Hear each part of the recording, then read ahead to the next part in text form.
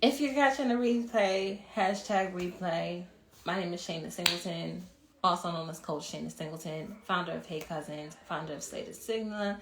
And today we are going live, and the topic is worthiness. I'm going to take a pause and wait for everyone to start coming on in. Welcome to the live, y'all. Welcome to the live. Oh, you got here quick. Going in. Let's get it going. Hold on. I thought I accepted you. Hey, Oh, beautiful. How are you? I'm amazing. How are you, gorgeous? I'm so gorgeous. I'm super happy today. When I started the live, I did a quick intro. Okay. Go ahead and introduce yourself to everyone in the room so we can get our live started. Hey, y'all. I'm Amber Joy, CEO and founder of QUIVR, and we are an online community focused on women's pleasure and intimacy. So if you're a woman and you focus on your pleasure and your intimacy, we got you. I love that. I love the fact that you decided to create a platform, create just a Yes. community, an app. Let me not say it too much. That's it. That's it. You're right. We are launching our app in March. So So you guys get, I can say it. I you didn't can want it to say be. it. It's dedicated to educating women, especially women of color. It's a difficult topic. Sex can be very taboo, especially in the Black community, Yeah. especially in I say But Black that's why we're American. here today, right? We're talking about pleasure and that you deserve it. So that's really where QUIVR came from. For me, it was coming from a background of trauma. I had an abusive marriage. It was emotionally, physically, it just was not a positive space. And when you grow up and you experience trauma in all different levels, you start to tell yourself your body is not your own and you are not worthy, right? But then you enter that conversation about pleasure. And when you start talking about why you are worthy and how pleasure is just so fundamental in our lives. So, yes, that is the heart and soul of QUIVR. Okay, so my question for you is: before you're married, right? Uh-huh. What was your definition of worthiness? What made someone worthy of you, or did you have a clear definition of worthiness for I yourself? don't think that I did because I always struggled with it. My pleasure really didn't matter. It never even crossed my mind that pleasure was something that I could have. And when I say that, I mean it really honestly, in that for me, whenever I was with someone, I met my ex when I was 19 and I had lost my virginity at 18. So I didn't have a lot of experience in between the first time and what I thought was the last time for a long time, right? And so for me, it was always, I wonder if he's enjoying himself. I wonder if he's good. It was never like, and this is good for me. This is what I want. This is what makes me feel good. Um, but I was also really naive, so I wasn't allowed to date. So, you talk about how we're raised. Well, good girls don't do that. Good girls don't put certain things in their mouths, right? Good girls don't do certain things on the first date, on the second date, on the third date. So to me, I was being a good girl. And where all my friends had lost their virginity 14, 15, I'm not saying that's the right thing. I'm not saying it's the wrong thing, but I just didn't have the experience and went immediately from being a child and immature to a serious relationship that ended up being a marriage and children, right? And so for me, I just never knew, and I was molested as a child. So I just never knew that the power of pleasure, because pleasure is chock full of power. I didn't know that it was possible, and I didn't know that mine mattered, right? So really, I mean, I'm 44 years old, and I'd say just a decade ago is when I was like, hold up a second.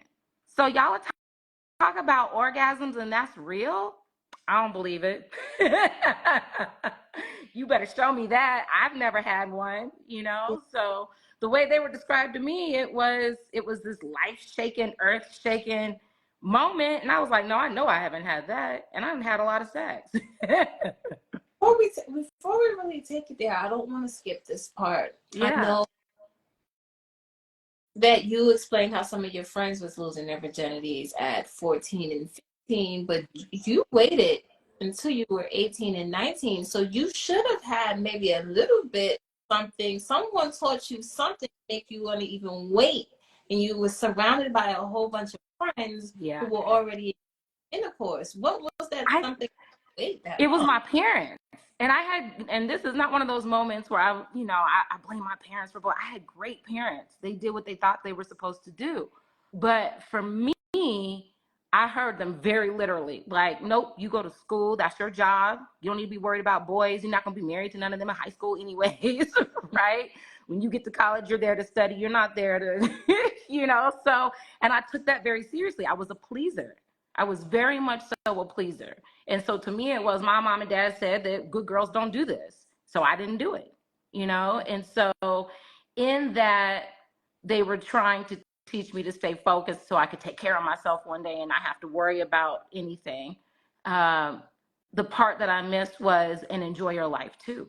These things are, it's not okay. And not having experience, when you have those little young relationships, there is some value in practicing, right? There is some value, and that's my girlfriend, that's my boyfriend, but you are learning how to relate with other people. Now, I'm not saying by the time you hit 20, 30, 40, you've got that figured out, but for me, it was just, I'm not supposed to do that. I'm supposed to do this.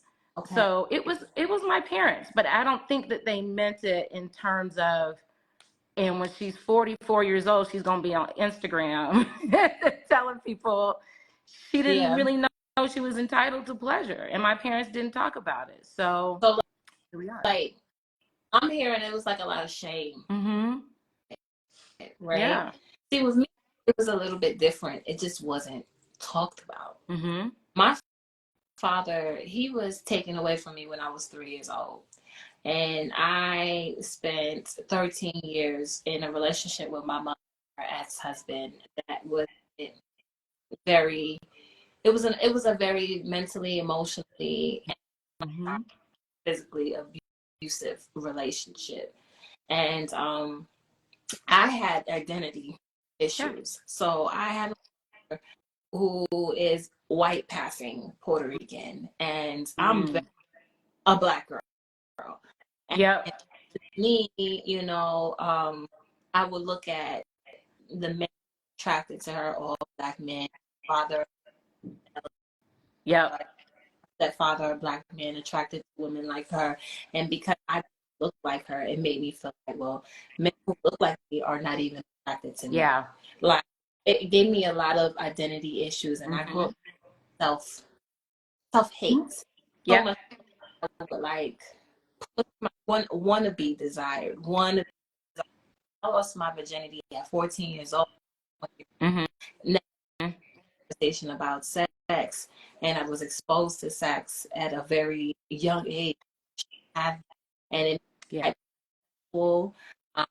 it made me equate my worthiness with your friend between and me being herpes positive. When I found out I had something like herpes, it was snatched from me. So it wasn't, I was like lagging. I always prioritized it, but it wasn't healthy. I didn't prioritize health. Because it's how you learn it too, right? When you start mixing in other things like identity, because again, I grew up in predominantly white schools, neighborhoods. And so I wasn't really even the definition of what was pretty, what the little boys were talking to. It wasn't but me and a couple other little Black boys at the school, right? So it wasn't even until I got to college that I was like, oh, okay. Maybe I am somebody that people want to talk to. So a lot of mine was driven too from, well, ain't nobody attracted to me anyway. So, right, I'm gonna just put my head down and work. So I understand that. I get that. When we are conditioned to believe our identity is whatever, right? And then you have that confusion because you've got a whole nother message coming in from this side and you're telling yourself something else. And then when all of that is snatched from you, it's like, well, what's next? Yeah. And that's when you start talking about worthiness again. Yeah. That's when worthiness came about in my life. And me feeling like it's been snatched from me and have to go on a journey of figuring out, well, what is my worth outside for between my legs? And the answer is simply just because I'm living and I'm a creation of God. Like that's what makes me worthy is. At the end of the day, you're breathing, so you're worthy. Right. But I have to go on that journey of exploration and learning who I am, learning the things that I love about myself, but also learning the things that I don't necessarily care for, all my icks, and making to feel worthy, right? Not just worthy good that comes with me, but even worthy with my icks and with my flaws. So what was your process after your marriage and tapping back and figuring out what? I'm gonna tell a story, and it's gonna sound real petty, but it's my truth. So my ex had an affair, and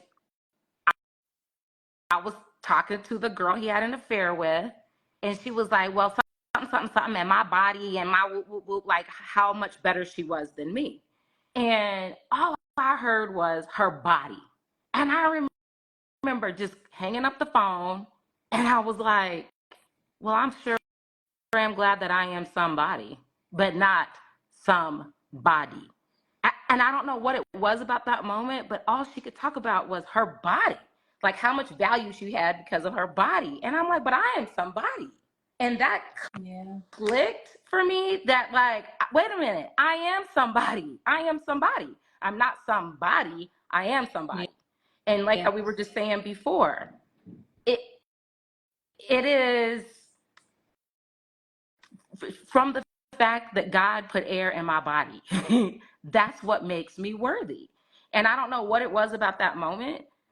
I think it was just tuning in and saying, like, you know what, this is not, none of this is for you. None of this moment is for you. All of that was because you weren't just somebody. You're somebody. And that was my defining moment, in that from this moment forward, I may not have all of the answers, but I know that the answers will be my own. I know that I own that. And it is now time. I have this moment, this freedom to go be who I want to be, explore who I want to explore. And, that's why I always laugh at slut shaming and what's your body count and blah, blah, blah. That stuff is so funny to me, because it's like, so what about me makes you think that I don't get to enjoy this? That I don't get to want to have this, that I'm not a sexual being, that I'm not a sexual creature.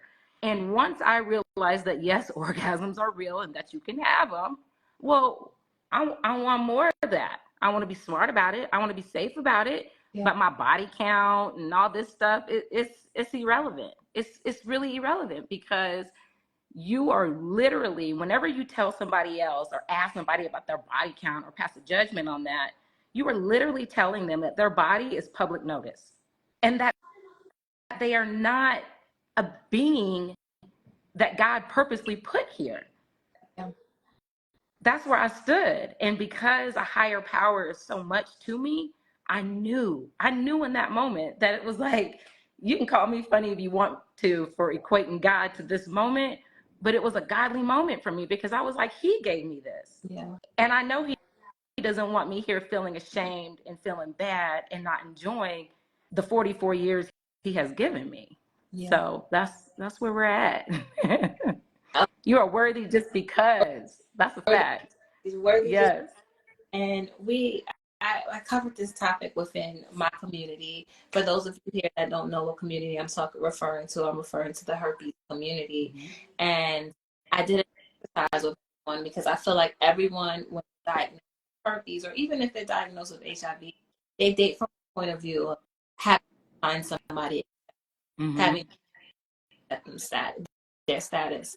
Someone accepting your status is bare minimum. Okay, with me, it's like you have all of me, none of me. But it's because I've went on a journey of knowing what my value is, and who I am standing, right? So I pose the question: what makes somebody worthy enough to engage in intercourse with you? That's it. So I'm going to ask you that: what makes somebody worthy enough to engage in intimacy Yeah. with you? You know, for me, it is always, I can tell you what it used to be and what it is today. So what it used to be was he likes me, right? He Mhm. likes me. And today it is, do you make me feel safe? Do you make me feel comfortable? If I were to leave this room right now and somebody were to open up their mouth and be like, that's a nasty one, the first thing out of his mouth needs to be, who are you talking about? Right? I want to know that if I lose all my hair, something disfigures my face, I gained 30 pounds. I'm not saying, the worst, but I want to know that my essence, that my being, that you hear me, that you see me, that you feel me, that you're listening to me. And for me, for a very long time, I was so guarded. I was so afraid of loving someone else that it was just like, it don't even matter. No one's worthy, right? But I know now that it is that person that makes me feel safe. Safe is probably the biggest word in my life because it for me, it carries a lot of things, right? If you love me, I'm safe with you. If you value my mind, I'm safe with you. If you value my body, I'm safe with you. If you value the things in my life that matter to me, I'm safe with you. That makes you worthy to me. So, and I'm a big chemistry person too. I can just feel it. And I'm a firm believer that when you have that little tickle in your gut and you're like, well, but I know he said this or I know she said that, and it just don't feel right, there's a reason for that. And that's how I know when someone is worthy of me, because I know when I get that feeling, I can share all the things with them and I'm not going to hear that judgment later.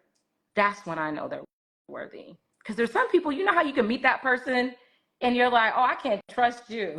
I can't tell you nothing. And Because I know in 20 minutes, I'm going to hear it again and you're going to use it against me. yeah, Because that one time is enough for me. I'm good. I can't yeah, trust you. yeah. Yeah. I always say, if it feels good, it's in alignment. If it doesn't feel good, it's out of Mm-hmm. alignment. And a lot of people have a tendency of going towards it doesn't feel But we lie good route. to ourselves. I always tell people, how do you really feel about that? Are you lying to yourself to make that round peg fit in that square hole? Are you lying to yourself to make, because you want it to work? And we always know. Raise your hand if you've been in a situation, a relationship, a situationship, a momentship, right?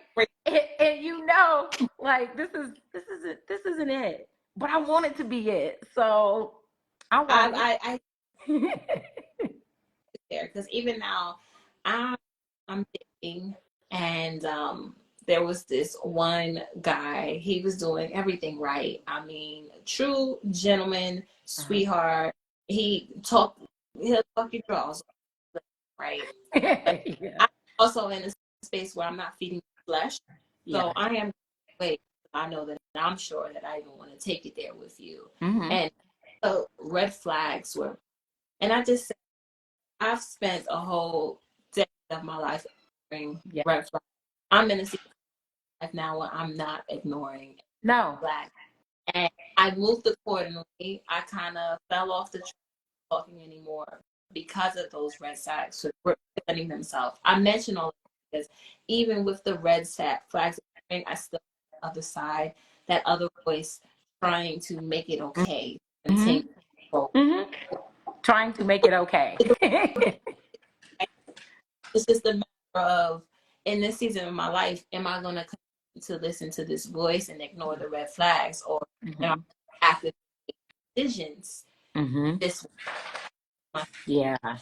And then ask yourself why you feel like you need to ignore the red flags, right? Like, what is it about this person that is Yeah, just going to crack the earth in half for you to ignore those red flags? a lot of when me personally, because I'm not going to speak for everyone, I could speak for me. I Mm-hmm. know when I was ignoring red flags, it's because I was putting faith in the potential first, instead of just allowing it. The reality was it showing me I was in the future. I was dreaming Mm-hmm. quickly. find somebody that you like and you picture your whole life with them in the moment, and you want The fantasy. to feed in it. So sometimes we ignore, not, we don't intentionally ignore the red flags, but our mind will get focused on vision that we see person creating. And in order for me to get myself out of that, I had to be comfortable with myself. Yeah. See, I was doing that because I wasn't comfortable being alone. I wasn't comfortable with it being me. And I stopped doing that until I had a relationship with myself, until I dated to myself, and I started to enjoy my space. And I'm 100% okay with being single. In a future reality with you, because my reality right now, it brings me joy and it brings me peace. Okay with that. But it was when I wasn't okay with this. My now reality is when it was so easy for me to ignore the flags and jump into a future reality with someone else. That's right. And see, I always think about it in terms of when I got out of my marriage, I had been in a relationship from the age of 19 to 35. That's a long time. And so even if that relationship was as toxic as it could be, I knew relationship. So there was some form of comfort in being attached to someone, something. So when we talk about before, when I said, oh, he likes me, it was, I can't be alone. I know what a relationship feels like. I'm just going to be with this person, right? And that's the wrong person. You feel that's the wrong person, but you get comfort. I got comfort in, okay, I'm attached to someone, right? So I'm okay. I've got somebody here. I'm all right. And then you have that moment. For me, you just get tired, right? I know I got tired, and it was like, I'm getting real tired of doing all the things for all the people, and it's not reciprocated. And then I started to notice the weight of, I wasn't showing up as a mother. My career was the only thing that was rolling right. But that's because it was a controlled environment as well, right? I knew how to perform. I knew how to check those boxes and blah, blah, blah, blah, blah. And as a Black woman in corporate America, for me, it was, all right, I'm doing all right. I got a man over here. I don't really like him. He ain't really nice to me, but I'm all right. I got all the boxes checked. And so it was taking a step back and saying, well, who made these boxes? Who made these boxes? Am I just checking boxes that somebody gave me? Or are these boxes that I am creating of my own fruition because I know this is what brings me joy. This is what brings me happiness. And I know it sounds cliched, but really understanding it's exhausting to be in a situation where you're not really cared for. And I got tired. And so for me, it was easier to really learn to love my own company, really learn to say, hey, you know what, I'm going to invest in me in a little bit, and I'm going to start a business, right? There's nothing riskier than going out on your own and starting a business, right? But I just started saying, I'm going to live my life how I need to live my life, how I need to. I was a senior executive at a chain of credit unions and walked away because I was exhausted. And pleasure, I always say this too, don't just equate your pleasure with sex. Your whole life is connected to that chain, your whole life. And when you get up and you're in that routine, and I get up, I go to work, I check all these boxes. If it's okay here, we let it leak into every aspect of our life, and then you start seeing that everything stops losing its luster. No, it's not normal. It's not normal to hate your job. That's not normal. It's not normal to be in a relationship and say, I don't really like this person, but I'm here. Right? It's not fair to you. It's not fair to them. It's just your pleasure is such a huge impact on your overall quality of your life. It allows you to say, I deserve. And it allows you to make your own lane and do what you want to do in that lane, right? And I'm not saying give it all up and throw it all away. We all have responsibilities, right? But you can pick and choose. It's the same thing about who we're with and who we want to share ourselves with. I choose to share myself with people who genuinely love and care about me. And I can feel that, and I know that. And I am worthy of it. I say I hear you. People who genuinely love you and care about you. Mm-hmm. Qualities must a person Mm-hmm. possess that makes them worthy of engaging in intimacy with you, even out So of them yeah, that they care yeah, for yeah. what Well, should. for me, I have to define how I feel cared for, Mhm. right? I'm a little narrow spicy. I have ADHD off the charts. I do. Diagnosed. I just don't do anything for it because I like what it does for me in terms of my creative life. But for me, it is that person who's patient with me. I feel that connection if you're patient with me, if you care to ask me. The partner that I have right now, I don't expect all you fellas out here to do this, but this is what I need to feel hyper cared for. When my period started last month, he was like, is there anything I can do to support you? I've never even had somebody, a partner I've ever had before, ask me that. It's not his problem, right? Mm-hmm. I mean, and technically it's not really, but it kind of is. It affects me. And because it Yeah. affects me, it affects him.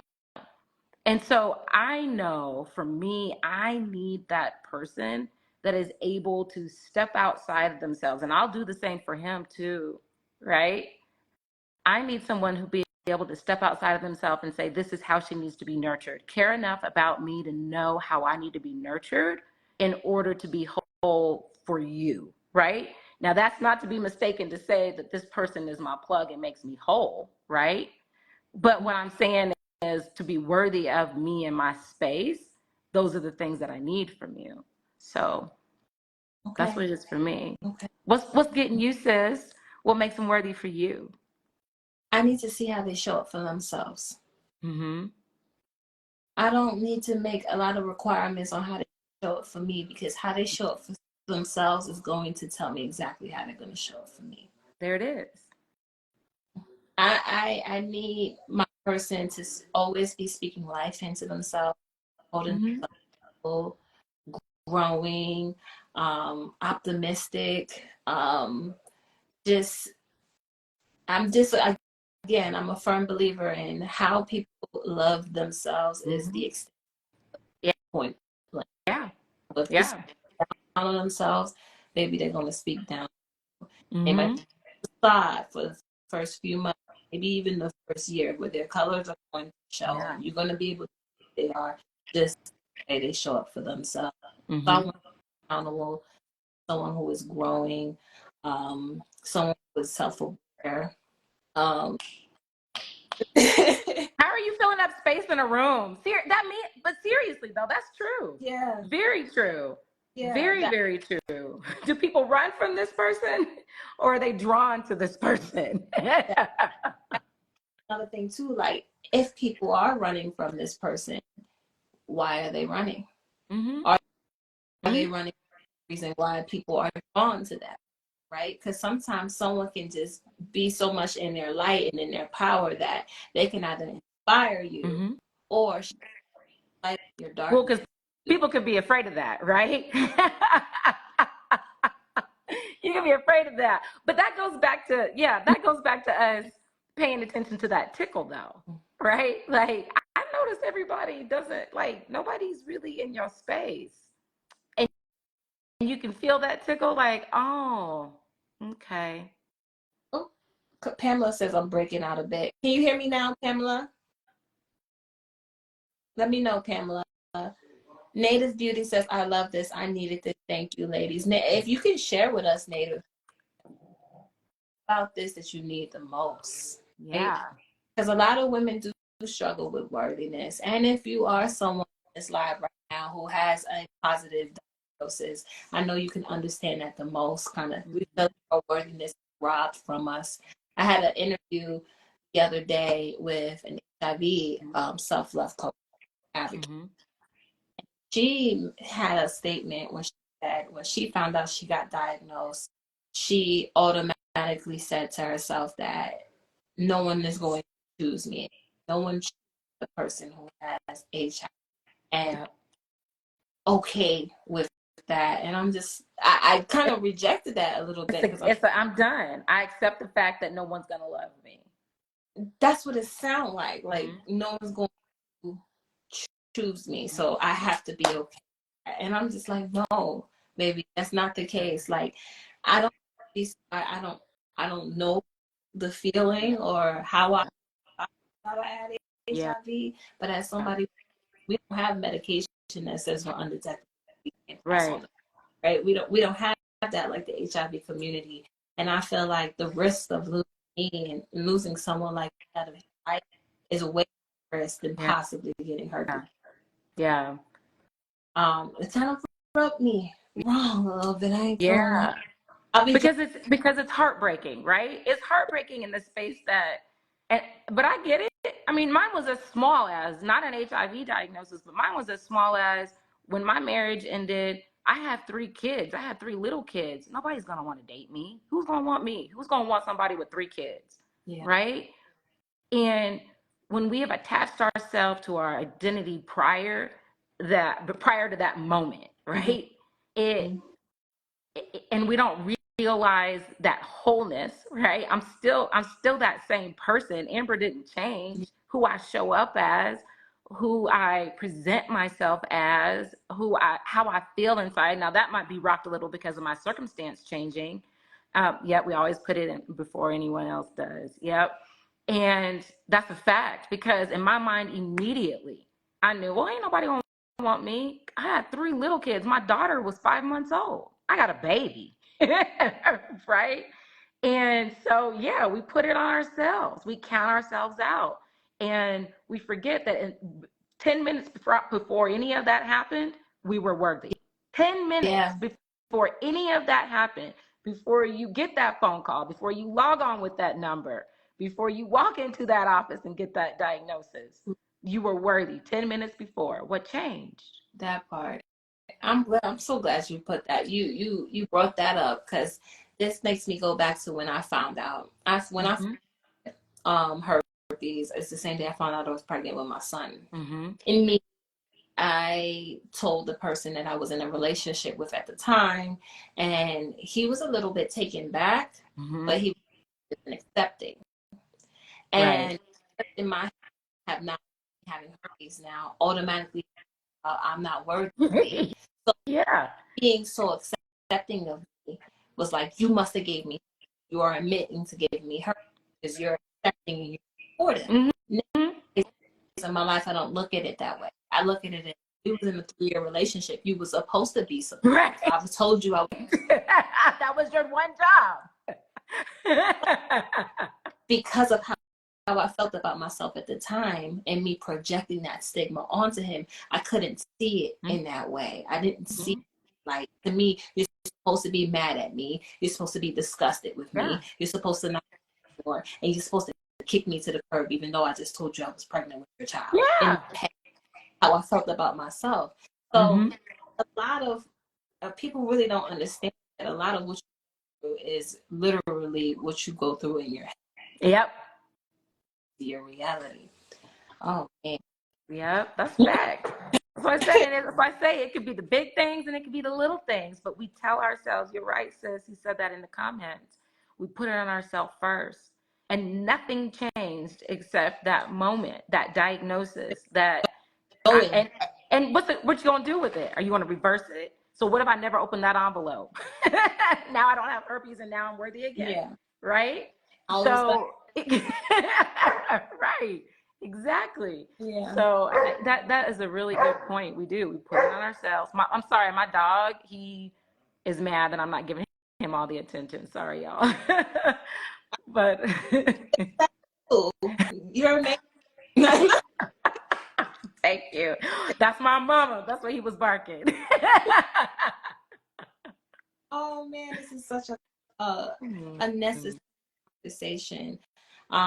We talk about pleasure. Let's get into pleasure. Let's get into sex and how women can't reach orgasm because they're too much in their head. They're working that disembodiment. Should I give it to him now? It's always about the other person. Just so much in your head about what's going on. Just being energetic experience. Yeah. Meditative. It's supposed to be Yeah. meditation. Because people don't even practice that. And Yep. sure, sometimes for some, Yep. and for sometimes Yep. for some. Look, I will pause you right there and tell you, if you guys aren't, and please don't, you can at me and DM me and talk about me all you want after this, but I'm going to say it. If you're not meditating, you're robbing yourself. I'll just say that right now. If you're not meditating or trying to get a meditative practice, and if you're a prayer, that counts, right? But if you're not practicing meditation, you are truly robbing yourself. And I'll tell you why.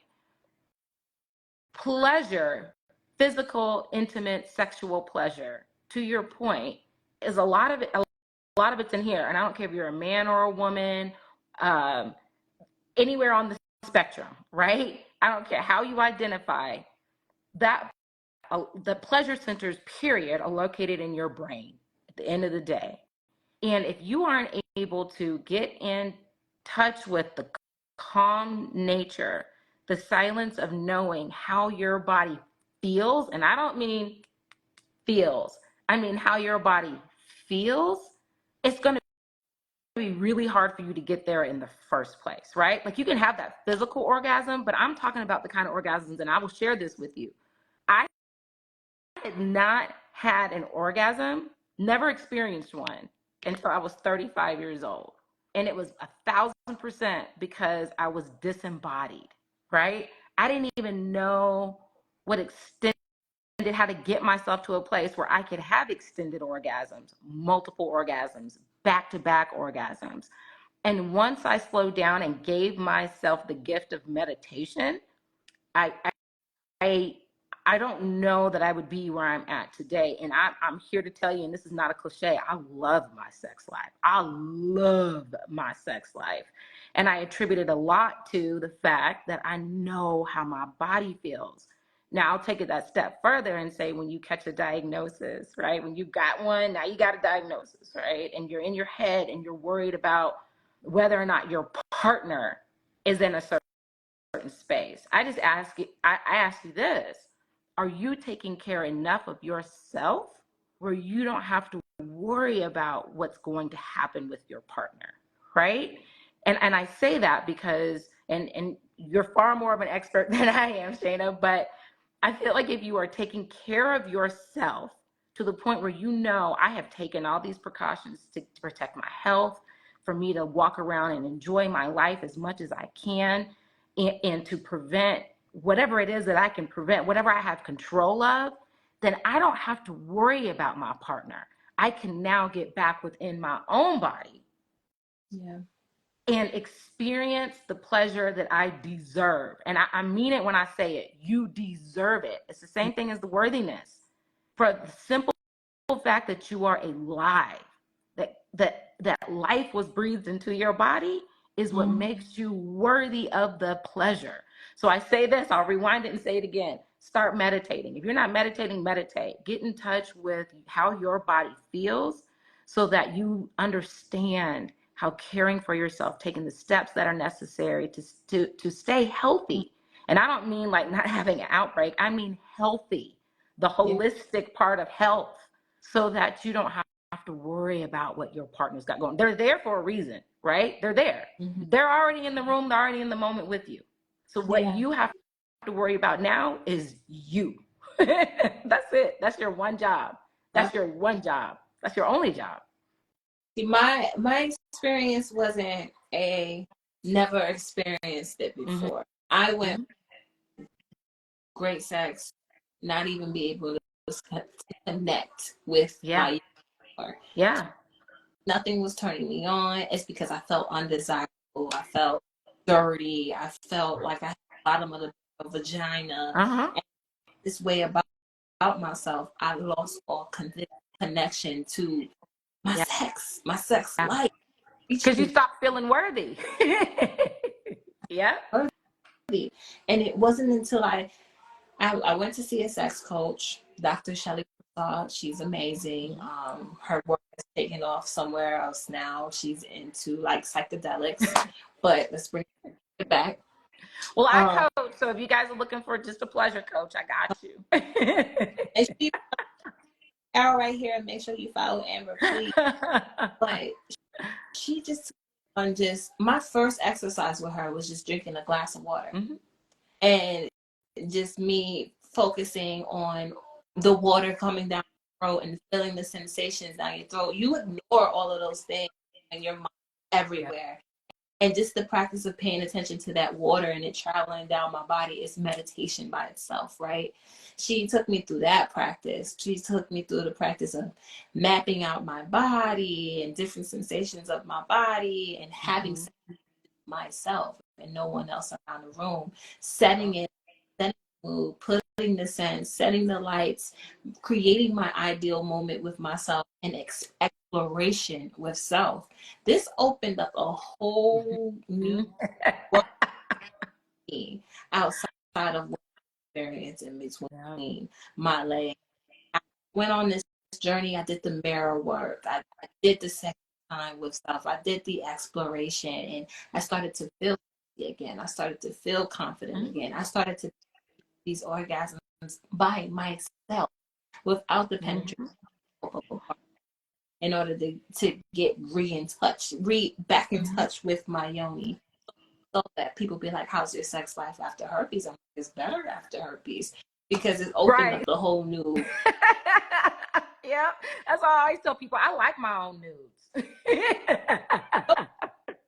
Me, like nobody, nothing for me though. Can nobody do it better than me for me? Let me put it like.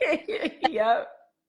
So I'm able, even with partners, like to communicate that, to communicate my don'ts because I want to explore with myself, to be in a meditative state with my partners, for it to be not robotic. All right, now let's do this. All right, let's go into this position. All right, let's. Or when you get in that routine, now we do it like this. Now we do it like this. Bodies and experience and do what it needs to do and flow whichever way that it needs to flow. It shouldn't be robotic. It shouldn't be so much in your head. That's it. Yeah. I love that you said that too. If you are partnered, I mean, and that's the whole thing too. Your sex life does not end if you're not partnered. I can't even tell you how many times I have to tell people that, but yeah, make love to yourself. Make love to yourself, because even when you do, if you choose to add a partner to the equation, partners, however you live your life, if that's what you choose to do, I'm telling you, if you get to a partner who's willing to learn, got yourself a nice little mix there, nice little going on right there. I love, if you're not meditating, that's the other thing. I'll give y'all this little hint and tip too. If you have a partner that you feel safe with, that you trust, try meditating together. I'm telling you, the energy exchange in silence in that moment, whoo, you're not doing it like rabbits afterwards. Like, I love it. That's one of my favorite, thank you. That's one of my favorite little foreplay moments, is that mutual meditation. We're gonna meditate for a little bit, and afterwards that connection. Ooh wee. But that's just, I got distracted. I'm sorry. Yeah. It takes communication. So let's talk about safe sex, right? Sometimes people think safe sex is just, okay, wear a condom, protect yourself from STDs, or get a full panel STD test. And that's not just safe sex. That's communicating your needs. That's a part of safe sex. It's an entity of safe sex. That's the physical aspect of it, right?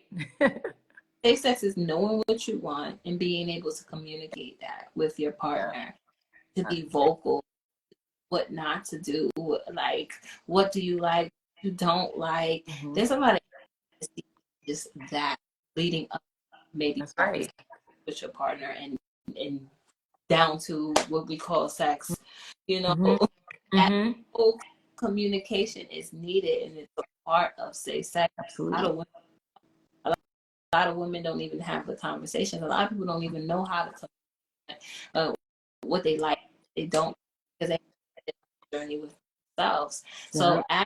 as someone who coaches in the pleasure space, right, what advice do you have for someone who is watching this live right now? I'm like, where do I start? Yeah. How do I? Yeah. Well, I hate to keep sounding like a broken record, but it goes back to the worthiness conversation. And I think about it like this. And I always say this: if you can have sex with someone, if you could put their private parts in your mouth, but you can't open up your mouth and say what makes you feel good, then I implore you to pause, rewind, take a moment, and figure out what's going on in and of yourself. Make sure that you are connected to yourself before you even engage somebody else. And I know that sounds cliched, but you have to think about it this way. You are good enough to eat a pussy, look a dick. You're good enough to do all those things, but you are not worthy enough to receive or communicate what makes you feel good, what brings you joy, what brings you pleasure. So getting through that exercise in terms of, I don't want to open up my mouth and say this is what makes me feel good, because number one, I don't want to make my partner feel like they're not doing it right. I don't want to make my partner feel like they're less than. So the converse of that is that you are less than, and that you don't deserve the pleasure because you don't want to make sure that your partner's not getting pleasure. So it goes back to you every single time. So I ask you to take a moment and ask yourself why you are not worthy of that moment, to say, I know you want me to suck your dick all the time, but I want you to spend a little bit more time on my kitty cat and giving her some attention. And I'm telling you, if you're making your partner feel uncomfortable, then maybe that's not the partner for you. Because if you can't even slow down enough to say, I noticed that this person's always doing this for me, and I've never even asked them, hey, what works for you? What makes you feel good? That goes back to that. Have you picked a partner that you feel safe with? Have you picked a partner that is worthy of you? Because I can tell you, once I feel safe enough with you, that's when I can say, all right, this is really good. Because just because you open up your mouth and give some feedback and say, here's how you get me to where I need to be, doesn't mean that you're attacking what the whole essence of that person, right? What you're saying is, this is good. I really like this, but do you know how we make this better? And hear me out. And this is just for me. If I'm having a good time, you're having a good time, right? So that. And so I do, and I cannot underplay this enough. Take a step back and ask yourself why you are not worthy of feeling just as good of the attention that you're giving your partner. Because you are more than worthy. And if you're not feeling safe, there's a reason for that. Now, you've got a partner you feel safe with and you're just not having the words, then that's when you can say, and here's a quick little exercise, you guys. Sit back to back with your partner on the floor, stand up, I don't care how you do it, however you're comfortable, in the bed, but sit back to back and start taking turns. And I know this sounds so elementary, but taking turns and expressing to each other what you need. Hey, I need for you to rub my body for 15 minutes a day, back to back. The reason why you're doing it back to back is because you can't see facial expressions, you can't see judgments, or what you perceive to be as judgments, right? So remember, safe partner that is deemed worthy of your time and body, right? Time, body, mind, and soul. Go back and forth and give each other that feedback, but you take away the intimidation of the natural human tendency to judge those facial expressions, right? Like right now, I'm looking at your face. I know you're engaged. I know you're listening to me. I know you can hear me. But when I'm telling you, but we're not having sex. So if I'm telling you, hey, Shayna, I need you to do this a little bit different, and it's something that maybe we don't normally do this. Not everybody practices oral sex, right? But let's say I want to try it. It's a whole lot easier to say that to somebody back to back versus face to face. And then if you need to take some steps after that to get to, let's talk about boundaries. Let's talk about how we get there. Let's talk about some things that we can do to help one another feel comfortable trying these things. But again, I will always go back to ask yourself why. You can put your mouth on this person. You can let this person enter you. You can enter someone else and not feel like you can communicate to them. Protect your peace first. Yeah. Period. Yeah. That's a Sorry, that was whole. very long-winded, but I feel very passionate about us feeling safe in our spaces and who our partners are. Thank you. Thank you. Mm. Daisy, we see you, but I don't want you texting live if you driving, Daisy. I love you. You know, Girl, pull over. right? You're gonna share. I say I'm in a season of not looking for anything that's flesh based and more so a mental and a spiritual connection. Yes. I like to consider myself a sapiosexual. If we Yes. can have a conversation and you can make me reach the orgasm, then you are my. You're my person. Yep. But I'm also have been in this phase too that I'm still have flesh based relationships, Yeah. right?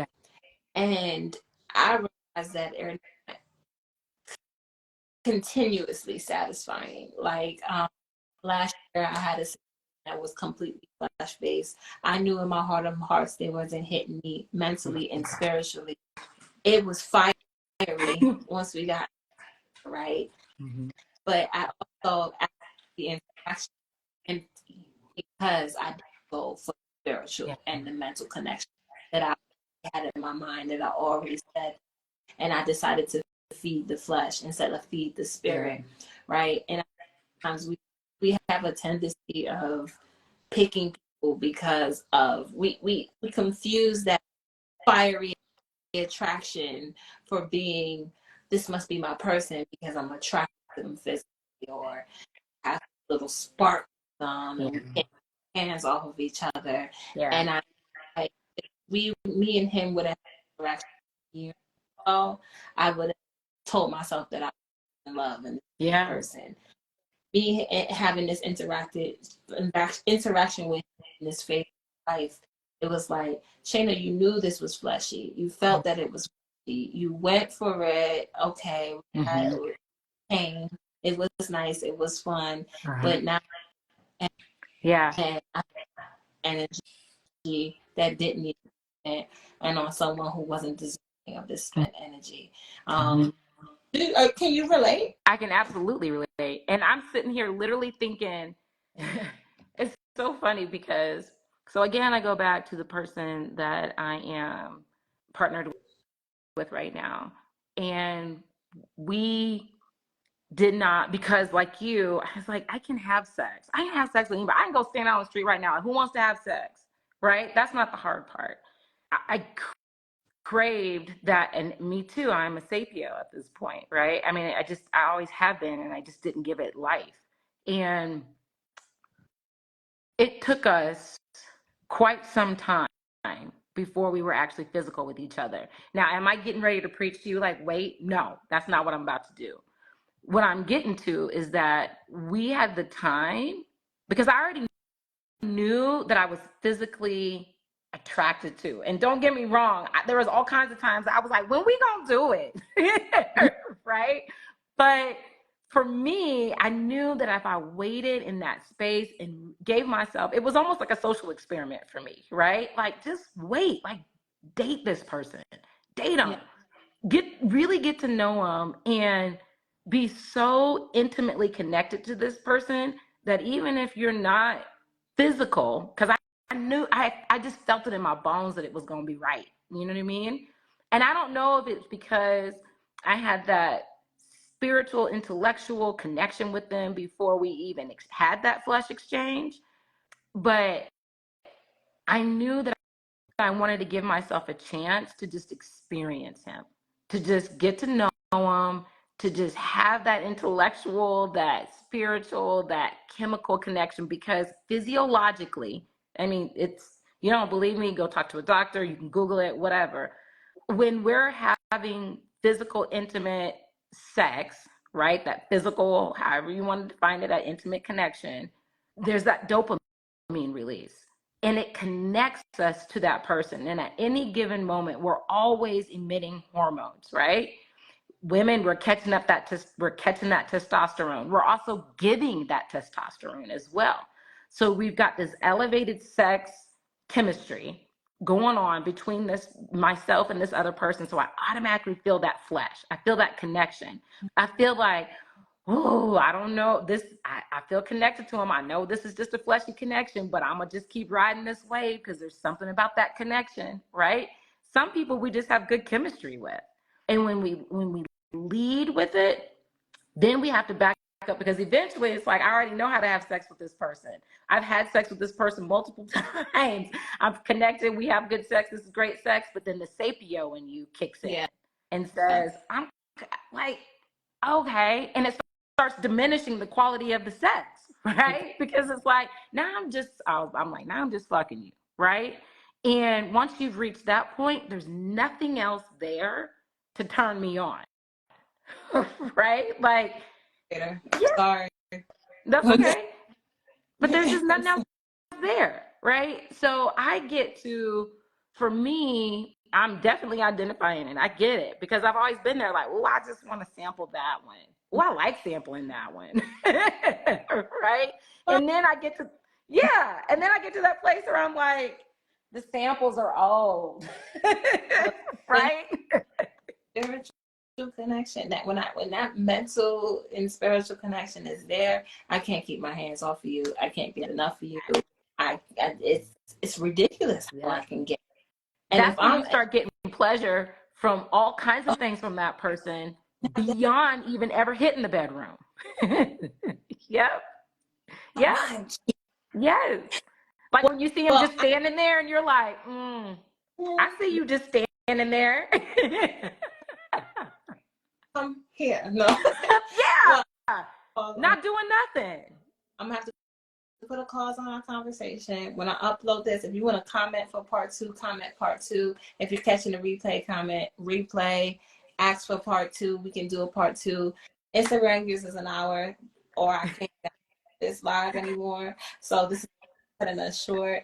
Please, and again, let everybody know who you are and where to find you. Got you. Go ahead. You want to let them know? I got them. It's at QUIVR.global. I'm putting it in here. And you can click on this arrow right here and you'll be able to see her page. Give her a follow. Hey, thanks. I want to see y'all. Thank y'all so much for spending time with us today. This is fun. It's fun. Thank you. Thank you. And just hit me up outside of this and we'll talk about us doing this again, because this was fun. I got you, sis. I'll see y'all later. Thank you for welcoming me in your space. Bye-bye.